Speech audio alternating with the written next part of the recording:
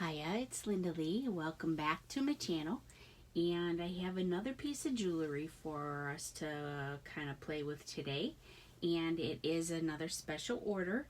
And I'm going to be working with some memory wire. So memory wire comes in spools.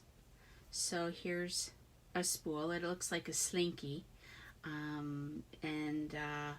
This is what I use for another wrap bracelet that I make. I usually have three, five, or seven different wraps around the wrist. This one is going to have 5.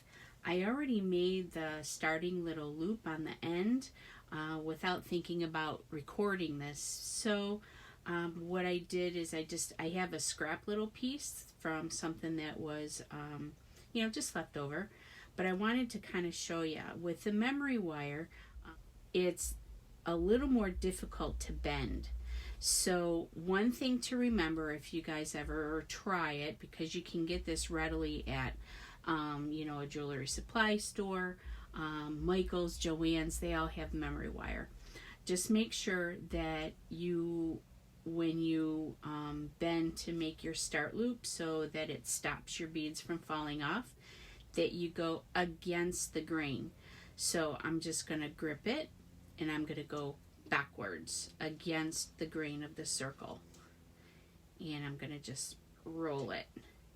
Alright, so, and that's going to give us our starting point. Now what can happen is this has like a sharp little edge on it.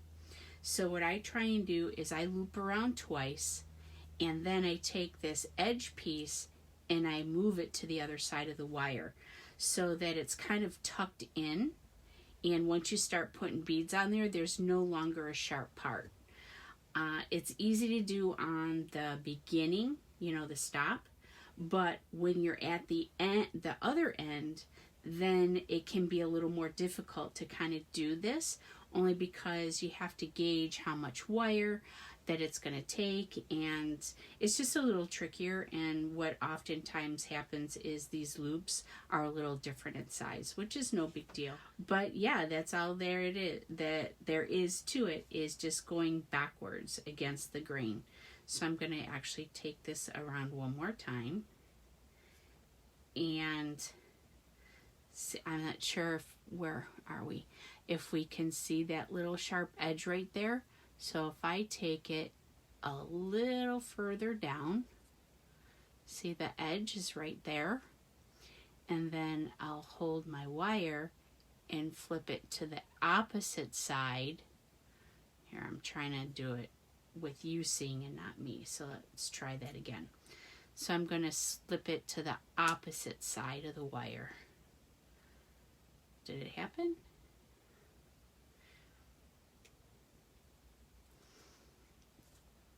And then also too, if that's not successful for you and you still have an edge, there is a glue that you can use to put over the edge, and E6000 works really well. It dries clear and it's kind of soft and flexible, but you can just put it over that little edge and it won't be so sharp. You can also try to use like an emery board and soften the edge a little bit. I've done actually both of those. I've softened the edge and then put E6000 on it. The thing that you don't want to do is leave that little edge, because it'll catch on clothes, it'll tear, fabrics. So you just have to be careful and be mindful of that little edge. So this one right here, there's no edge to it at all, and I didn't use an emery board or the E6000. I just kind of tucked it behind. So now the one thing about the memory wire bracelets is there isn't a lot of craziness involved in doing it. It's just a matter of feeding the beads. It just takes a lot of beads. So I have a bunch here. I'm not sure if it's enough. I have more of most of it. I use a lot of the tail end of sets of beads doing these kinds of bracelets. So if you have a random few beads you know, this is the easiest way to rid of them. Or the crochet necklaces too, because they're kind of, you know, a little more hippy dippy, so you can get away with it being more assorted instead of what's the word not a symmetrical, that's it.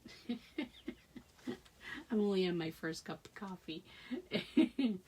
But I'm just gonna start it. I don't know how much of it I'm going to show. This is probably going to be a shorter video. It'll take a little bit of time to do, but at the same time, you don't need to watch every bit of it. So again, I work in multiples a lot of time. You know, I'll do 2 or 3 or 5. But I use a lot of different little seed beads. I use a lot of crystals. I do use some of my gemstones in this. I try not to use too many of them, because the more gemstones you get, the more expensive it gets really fast. So I don't always use those. I try and separate it with these little silver beads.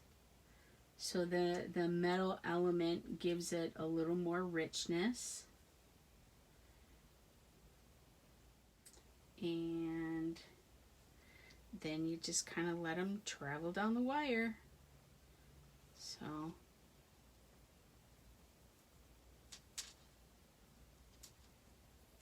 I have a little bit longer wire here than I need. It was already a cut piece.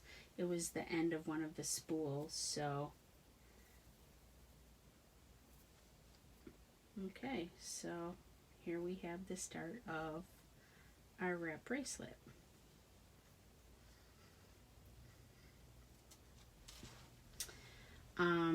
What I try to do too is space out the weight of the bracelet. So what does that mean? It goes all the way around the wrist, right? So the bottom part and the top part, although we have a tendency to put the prettier stones, the more decoration on the top. And that tends to make it a little more heavier because they're the bigger beads with, you know, the more texture and color and interest. And then the back side ends up being a little smaller.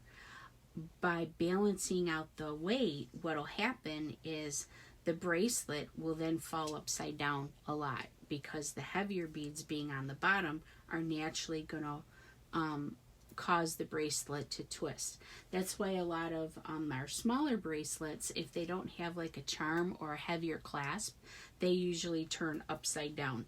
In fact, this one here happens to me all the time. These 3 bracelets are in support of some kind of conservation effort. So like this one here is taking the plastics out of the ocean. This one is fishing line. So fishing line's been taken out of the ocean and made into a bracelet. And then this one here is in recognition of, I want to say dolphins. So it's in support of, you know, dolphin rehabilitation. That's what it was. And it's got a charm, and the charm, it's just was a little silver plate, and the silver's wearing off, so that's why it's discolored. But these little bitty things, as tiny as they are heavier than the knot. So a lot of times you'll see this bracelet upside down because it just naturally weights that way. So just something else to keep in mind if you're doing jewelry and want to kind of keep it so that it will naturally just be ornamental all the way around, or that it's at least evenly weighted, so no matter how you put it, it kind of stays that way. So now we're just going to build our bracelet. I just need to find my end again. And where did I leave off? On little crystals.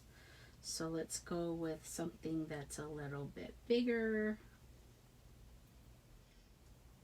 I like to use these little metal pieces. Like I said earlier, the metal gives a little more richness to the piece overall.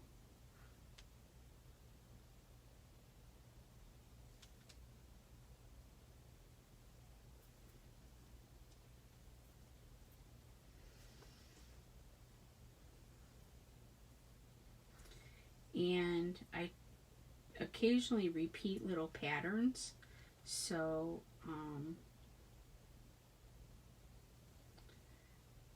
even though it's not symmetrical, it does give some sort of visual balance.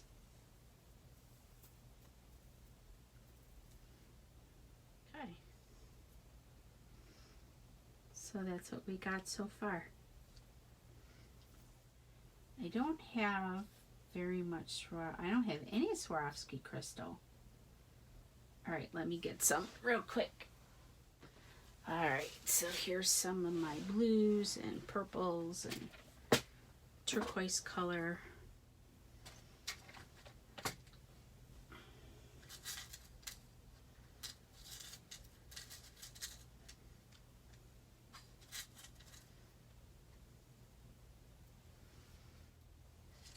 But again, I try not to use too many because again, it's going to get expensive fast.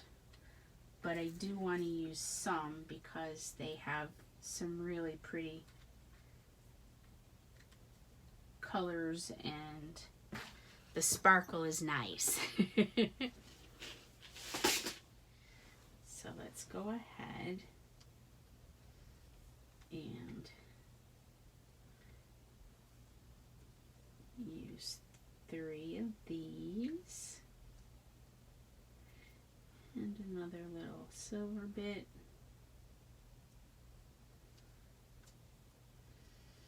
We're going to use a darker blue and a silver bit.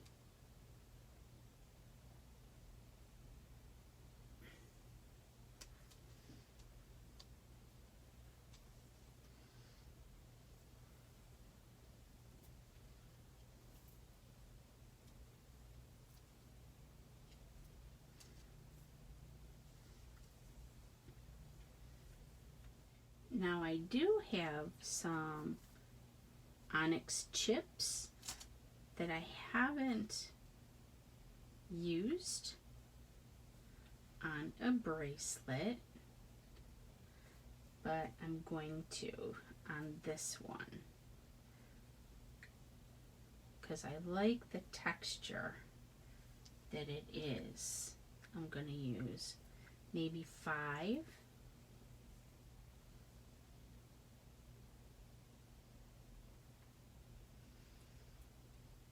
Now see what I did is that piece might break, so let's not use that one. So now weight wise, while we're talking about weight distribution, I just made it way heavy on one side. So when I come around the other side, we have to be mindful of potentially using a couple of bigger beads.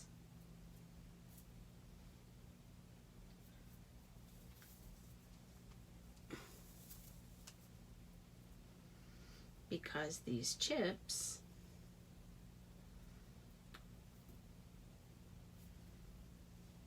are going to be a little more on the weighty side. Isn't that cool? So these here weigh more than this does. So I just have to remember when I come back around to make sure, at least in this area here, to use another larger stone. So what I'll do is I'll probably use this furnace glass. But we got to get there first. Now this here is blue Peruvian opal. And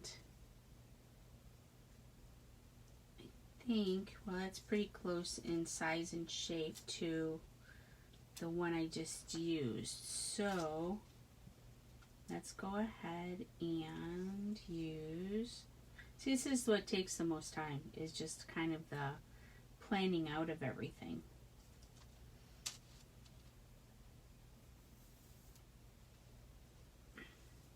Now that one is similar in size as well, but it's textured. So it's faceted is really what it is. And so what I'm doing is I'm repeating this pattern, and I'm going to put these, another 5 of these, and these are odd shaped.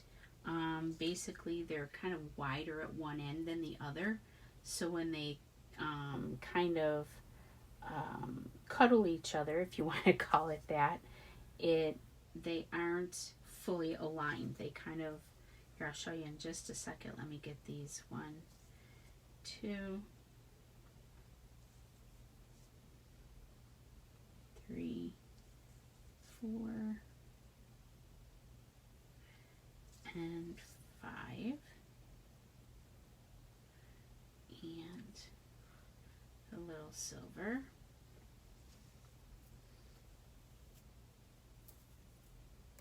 Okay, so now when they sit all together,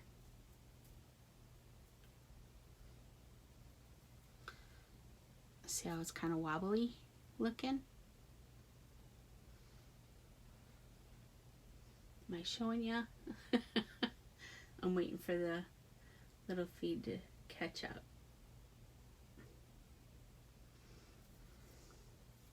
And so you can see it here too, on the other end. The little wobbles.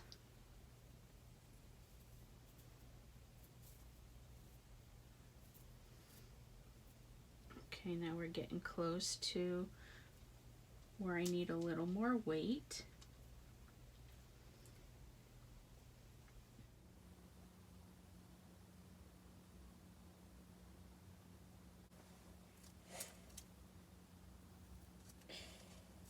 Oh no, I got 2 little chrome beads in here.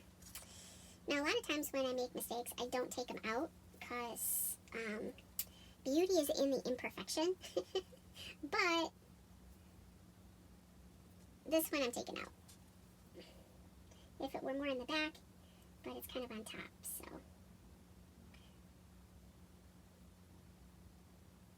Oh, for crying out loud. There we go. I need a little bit of black. Let's go ahead and we'll do a few of the chips, only smaller ones this time, and only 3.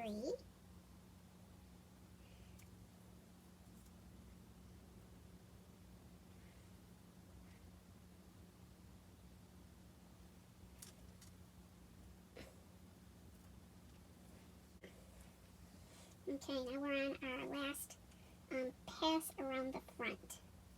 So I haven't used one of these beads yet, so I think I want to have it maybe about here.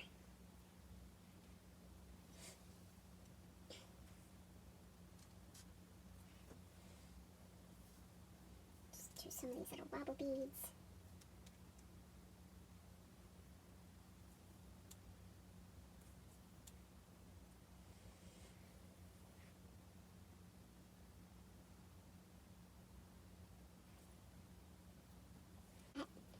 We're done. We just need to clip it, curl it, and then I'm going to make a charm, I think, for the end.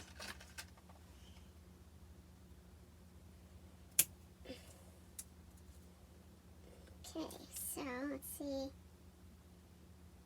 Let me get to it.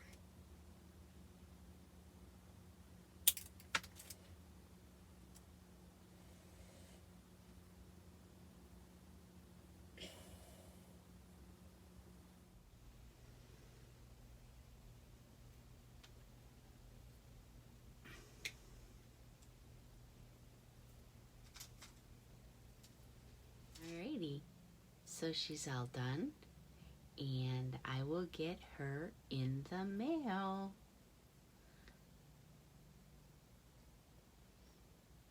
Thank you again for hanging out with me, and I truly appreciate all your support.